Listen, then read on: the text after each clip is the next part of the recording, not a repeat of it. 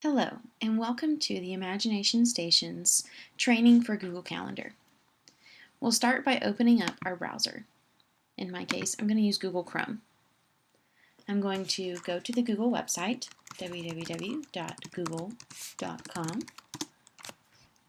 Now, when my Google opens up, it opens up to my iGoogle account, which is what was covered in the first section of our training website. If you'd like to learn how to do that, just visit that section and there'll be a complete walkthrough of what to do there. Now, if this is what comes up for you, all you have to do is click on the More section and select Calendar. However, if you have strictly just Gmail, and that's how you created your account, this is what your screen is going to look like. And again, it's up at the top, just like the instructions say, and you're just going to click on Calendar. Again, lucky for you, Google already gives you a calendar. No need to create one. But for this training exercise, I'm going to go ahead and show you how to create one so that we can start completely fresh and you can see what it's going to look like. So to create a brand new calendar, we're going to go to My Calendars on this little drop down arrow right here. Click on it and create a new calendar.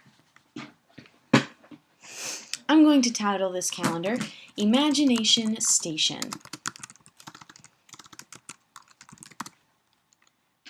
Right, and I can put my location. I am in Florida. I can put my country, my time zone, and if I want to make this calendar public. This is your choice whether or not to make this calendar public or not. You can make it public, and you can tell people that look at your calendar that you only want them to see whether or not you're free or busy, which kind of limits how much people can intrude on your privacy even though you've made your calendar public. I'm going to go ahead and do that for this exercise, just in case anybody wants to look up this calendar.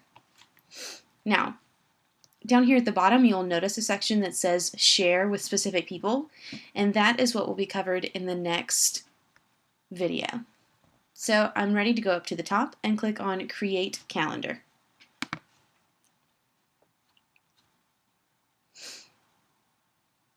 Right, this new calendar you'll see shows up down here right underneath my first calendar. I'm going to click on it, and you'll see that nothing happens.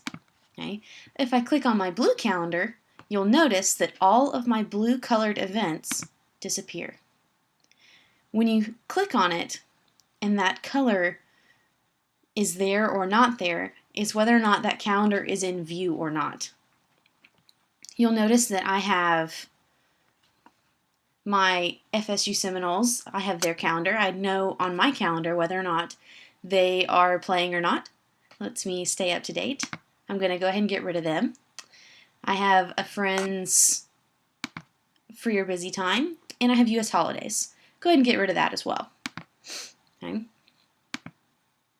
So this is what your calendar will look like. Completely blank slate, nothing on there. Pretty dull. So the first thing we're going to do is we're going to learn how to add an event. And it's really quite simple. All you're going to do is click on the day. So let's go for Thanksgiving. You want to make plans for Thanksgiving. So we're going to click on the fourth Thursday in November. And we're going to click, and this task menu comes up. And you want to say dinner with in-laws.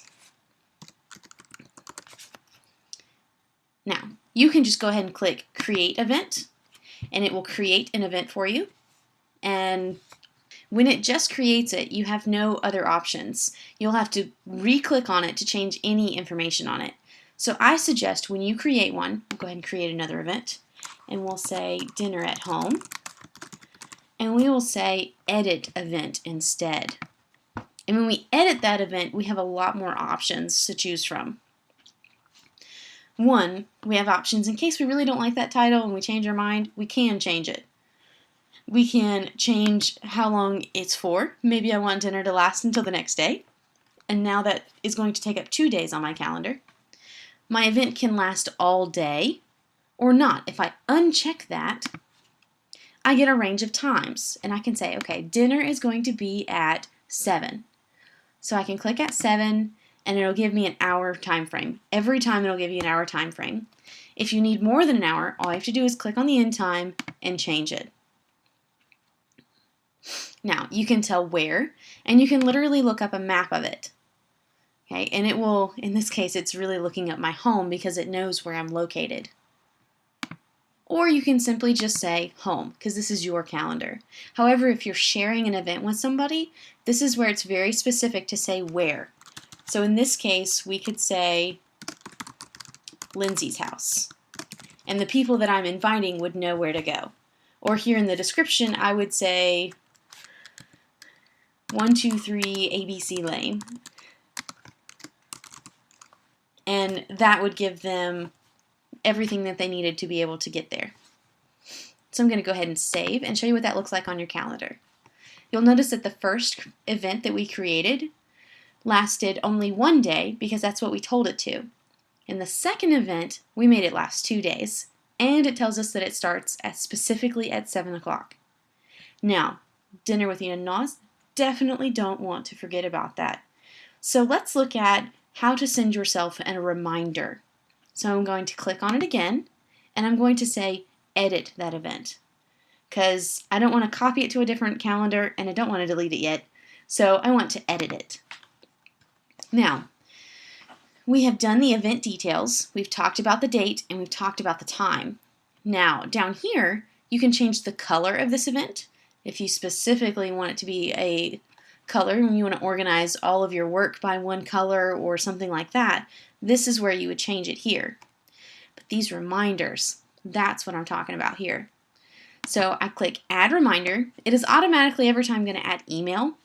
However, if you click on this, there's a drop-down menu, and you can do an SMS to your phone or a pop-up.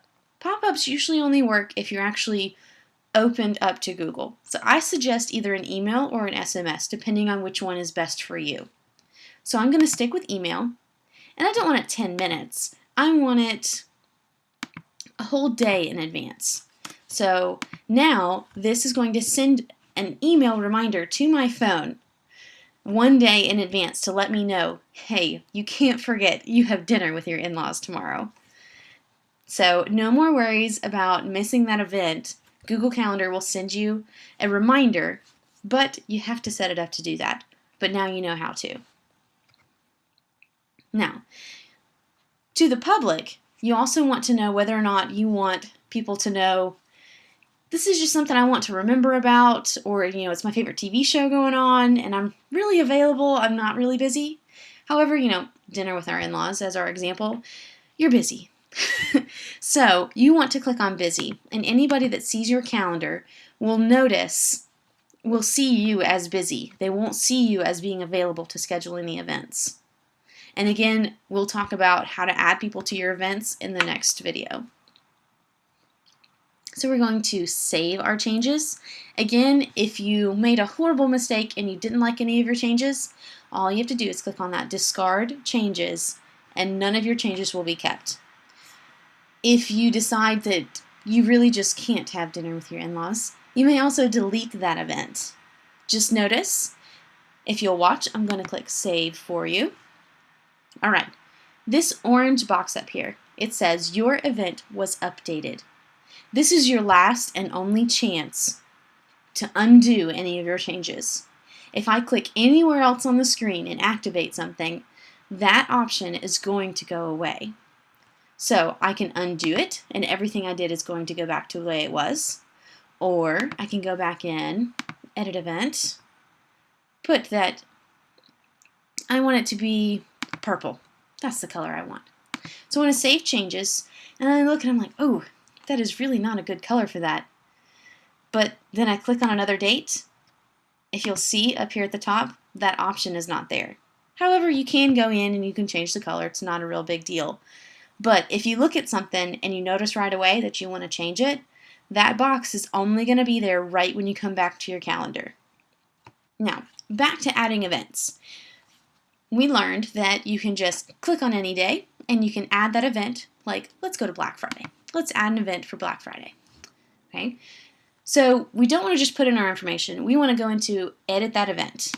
So we're going to edit it. We're going to title it Shopping Friday.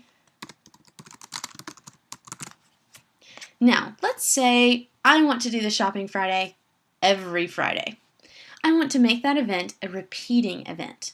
So up here, instead of changing the time, I want to change the repeat.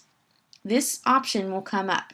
You'll notice that it already checks Friday because that is the day that you were originally creating your event on. You can repeat it every week. You can repeat it daily. Every weekday. You can make an event happen only on the weekdays. If you know you have a meeting every Monday morning, every Monday through Friday morning at work, then you can go ahead and put a reminder in there for you so you don't forget in the mornings. If you want it to be the fourth Friday of every month, you can set it to monthly. In this case, I want to show you what it looks like for weekly, in case you want something to show up every week. I want it to repeat for, in this case, I want it to repeat every week. This is where I could change, it could repeat every 2 weeks, every 3 weeks, something along those lines. And I want it to end after 10 occurrences. So after 10 weeks, this is going to stop. Okay. I'm going to click Done and Save. And look what happens to my calendar. So here I am in November, and I've got my Shopping Friday and my Shopping Friday, and Shopping Friday and Shopping Friday. And you'll notice that after 10 weeks, there's no more Shopping Friday. It automatically stops for you. All of your reminders will stop. It's no longer up on your calendar after that date. If for any reason you want to change one of those days, like let's say that on December 2nd you can't do it.